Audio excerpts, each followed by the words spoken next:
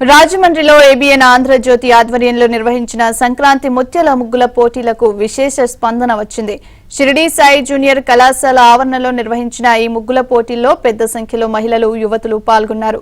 Bhavani charitable trust అధినేత ఆదిరెడ్డి వాసు ముగ్గుల పోటీలను స్పాన్సర్ చేశారు. ఈ పోటీలో నాగజోగి, లక్ష్మి ప్రథమ, ద్వితీయ బహుమతులు అందుకున్నారు.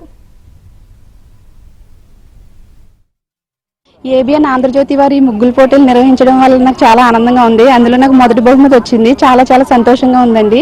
ఏబిఎన్ వారికి ధన్యవాదాలు తెలియజేసుకుంటున్నాను. నేను ఏబిఎన్ ఆంధ్రజ్యోతి వారు నిర్వహిస్తున్న ముగ్గుల పోటీల్లోకి నేను 8 ఇయర్స్ నుంచి పాల్గొంటున్నాను. చాలాసార్లు ఫస్ట్ ప్రైజ్ వచ్చింది, ఇప్పుడు సెకండ్ ప్రైజ్ వచ్చింది, చాలాసార్లు కౌన్సిలేషన్ వచ్చింది. ఇలాగే ఈ పోటీలు ముందుకు తీసుకెళ్లాలని ఎంతో ఇంకా ప్రోత్సహించాలి మాలాంటి మహిళలందరినీ కోరుకుంటున్నాను.